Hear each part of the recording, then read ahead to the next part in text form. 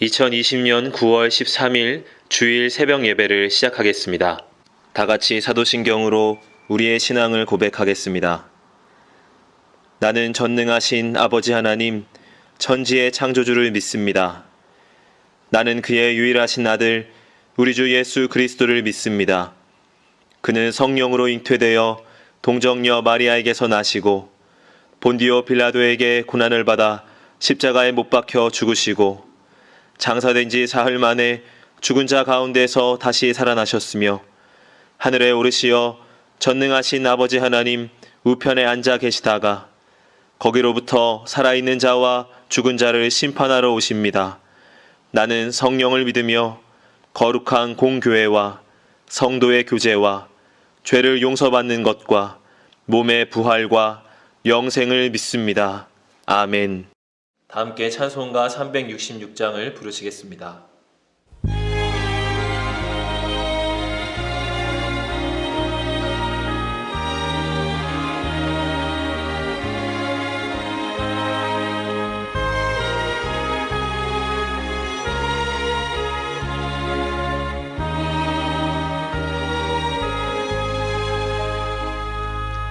어두운 내 눈 밝히사 진리를 보게 하소서.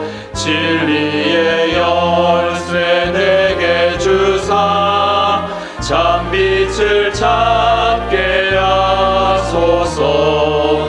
기쁘신 뜻을 알고자 엎드려 기다리오니 내 눈을 뜨게 하소서. 성령이여 막혀진 내 귀 여시사 주님의 귀한 음성을 이 귀로 밝히 들을 때에 내 기쁨 한량 없겠네. 기쁘신 뜻을 알고자 엎드려 기다리오니 내 길을 열어 주소서.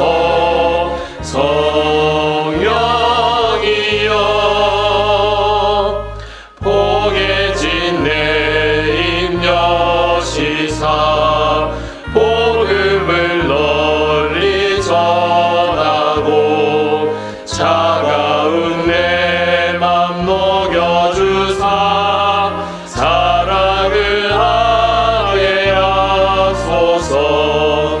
기쁘신 뜻을 알고자 엎드려 기다리오니 내 입을 열어 주소서.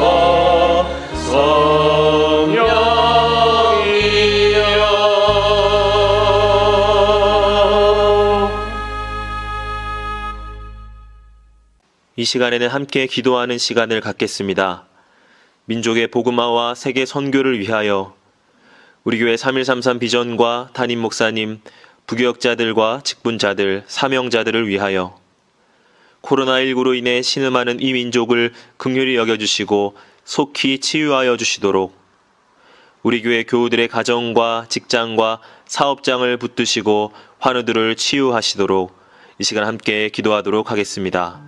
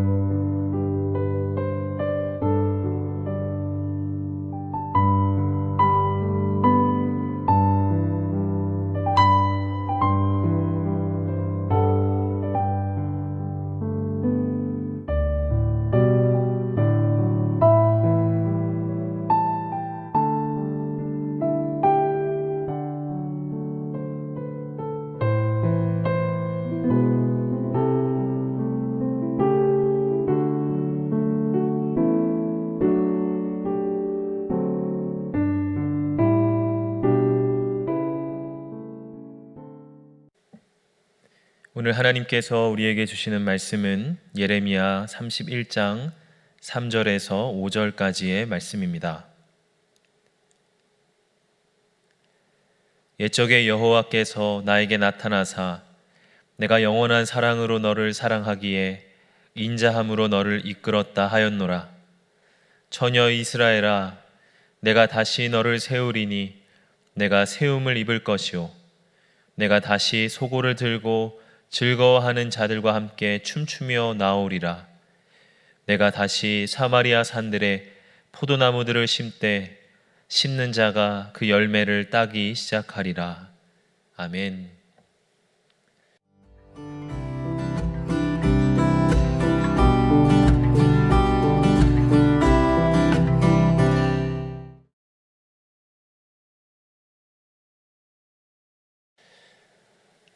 (2002년) 월드컵 당시에 한국의 16강전에서 이 관중석에 커다란 카드 섹션이 나타났습니다.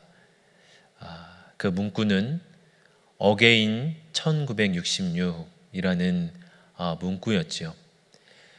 1966년도 북한이 16강전에서 1대0으로 이탈리아를 이기고 8강에 진출하였던 그러한 기적적인 순간을 다시 재현해보자라는 취지였습니다. 그런가 하면 2007년에는 어게인 1907이라고 하는 캐치프레이즈가 많이 회자되기도 하였습니다. 1907년도에 있었던 평양 대부흥의 그 뜨거웠던 은혜를 하나님께서 다시 회복시켜 주시기를 바라는 마음이었죠. 이처럼 사람들은 어게인, 다시라고 하는 단어를 참 좋아합니다. 과거에 있었던 가장 좋았던 일, 가장 영광스러웠던 일, 그 일이 다시금 벌어지기를 소망하는 그런 마음 때문이겠지요.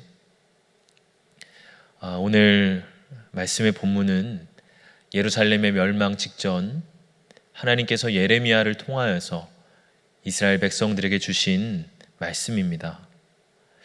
이 비참한 멸망 앞에서 하나님은 어떠한 말씀을 이스라엘 백성들에게 주십니까? 3절의 말씀을 보면 옛적에라고 하는 단어가 나타나 있습니다. 옛적에 여호와께서 나에게 나타나사 내가 영원한 사랑으로 너를 사랑하기에 인자함으로 너를 이끌었다 하였노라. 여기서 옛적이라 하는 말은 애굽에서 이스라엘 백성들이 빠져나오던 때를 말합니다. 영원한 사랑으로 그들을 사랑했고 또 인자함으로 그들을 이끌었다, 그렇게 말씀을 합니다. 이 옛적, 그때는 그야말로 이 하나님과 이스라엘 백성 사이가 가장 아름다웠던 때를 말합니다. 10가지의 재앙으로 바로를 치셨고 또 홍해를 가르셔서 건너게 하시고 또 반석에서 물이 흘러나오게 하셨습니다. 그야말로 하나님의 사랑이, 하나님의 놀라운 기적이 생생하게 체험되던 때가 바로 이 옛적의 이스라엘 백성의 구원의 때입니다. 하나님께서 이 옛적 일들을 말씀하시며 4절과 5절에서 반복하여 나타나는 단어가 하나 있습니다. 그것이 바로 다시라고 하는 말입니다. 4절을 보면 처녀 이스라엘아, 내가 다시 너를 세우리니 내가 세움을 입을 것이요 내가 다시 소고를 들고 즐거워하는 자들과 함께 춤추며 나오리라. 내가 다시 사마리아 산들에 포도나무들을 심되 심는 자가 그 열매를 따기 시작하리라. 다시라고 하는 단어가 3번이나 반복되어 나타납니다. 하나님께서 옛적에 영원한 사랑으로 인자함으로 이스라엘 백성들을 구원하셨습니다. 그리고 이제 다시 그러한 사랑으로 이스라엘 백성들을 회복시키겠다는 것입니다. 다시라고 하는 말이 3번이나 반복됐다는 건 그들을 온전하게 회복시키신다고 하는 하나님의 다짐입니다. 하나님의 사랑은 영원한 사랑이라 그렇게 말씀을 합니다. 영원하다는 것은 변하지 않는다는 것입니다. 옛적에 하나님께서 그렇게 일하셨다면 지금도 동일하게 다시 일하실 수 있습니다. 그것이 이스라엘 백성들이 멸망 앞에서도 소망을 가질 수 있던 근거가 되었습니다. 하나님은 우리에게도 이러한 다시의 은혜를 말씀하십니다. 이 다시라고 하는 말은 또한 기회의 단어이기도 합니다. 이스라엘 백성들이 죄악 가운데 하나님을 아프게 하고 또 하나님을 실망시켜드리며 이제 멸망 앞에 섰습니다. 그러나 하나님은 다시금 그들에게 기회를 주신다고 하는 것입니다. 그렇다면 이스라엘 백성들이 이러한 기회를 다시금 살리기 위하여서 그들은 어떤 모습으로 나아가야 합니까? 오늘 4절에 그 답이 있다고 생각을 합니다. 4절 말씀을 보면 처녀 이스라엘아, 하나님 그렇게 이스라엘을 부르십니다. 이스라엘을 부르실 때에 그저 그냥 이스라엘이라 이스라엘아 이렇게 부르지 아니하시고 처녀 이스라엘아 그렇게 부르셨다고 하는 것입니다. 처녀라고 하는 이 말은 순결함의 상징이지요. 아직 더럽혀지지 않은, 다른 것으로 더럽혀지지 않은 정결한 상태를 말하는 것입니다. 호세아서를 보면 하나님께서 이스라엘 백성들을 음녀라고 칭하십니다. 호세아가 음녀 고멜을 아내로 맞이하지요. 이때 이 호세아는 하나님을, 고멜은 이스라엘 백성들을 상징합니다. 이스라엘 백성들의 모습이 하나님을 멀리하고 세상의 다른 것들을 우상 삼고 살아가는 그들의 모습이 꼭 음녀 고멜과 같다고 하는 것입니다.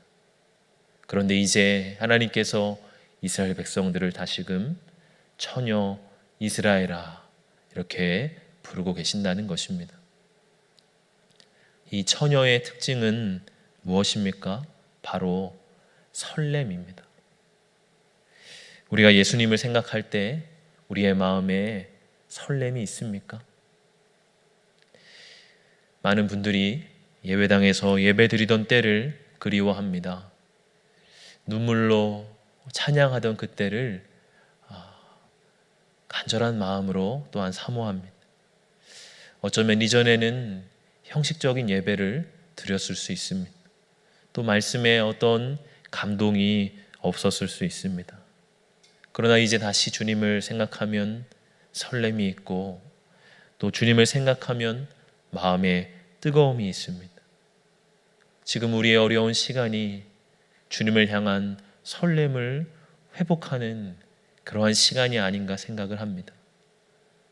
세상의 다른 것들로 때묻고 세상의 다른 것들을 우리의 마음에 은밀하게 우상 삼고 살아왔다면 지금 이 어려운 때에, 이 환난의 때에 그런 모든 더러움이 우리 안에 씻겨져 나가고 순결한 주의 백성, 처녀와 같은 백성의 모습으로 주님이 다시 우리를 회복시켜 주고 계십니다. 그렇다면 지금 이 어려운 시간은 우리가 다시 하나님 앞에 우리를 회복해가는 기회의 시간이 되는 것입니다. 많은 것들이 제한되고 흐트러진 것 같습니다. 교회가 사회적인 신뢰를 잃고 또 전도의 문도 닫혀지는 것처럼 보입니다. 그러나 하나님께서 우리를 다시 일으켜 세우실 것입니다. 우리 안에 다시 하나님의 찬양을, 하나님을 향한 예배를 회복시켜 주실 것입니다. 영원한 사랑의 하나님이 옛적에 일하셨듯이 지금도 동일하게 일하고 계십니다. 이러한 다시의 은혜를 붙들고 오늘도 소망 가운데 나아가시는 저 여러분들 되시기를 주님의 이름으로 축복합니다. 주신 말씀을 생각하며 잠시 묵상으로 기도하겠습니다.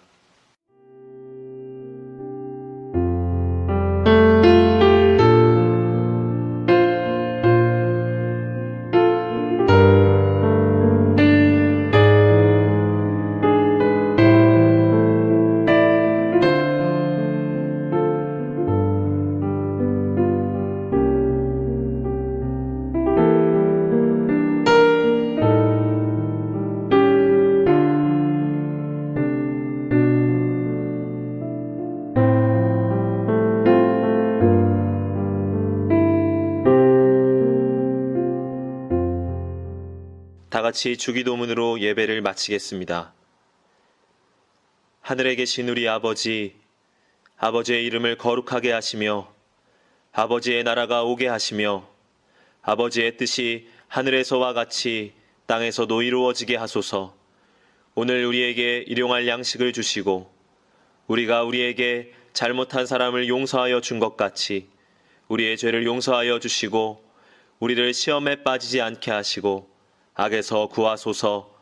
나라와 권능과 영광이 영원히 아버지의 것입니다. 아멘.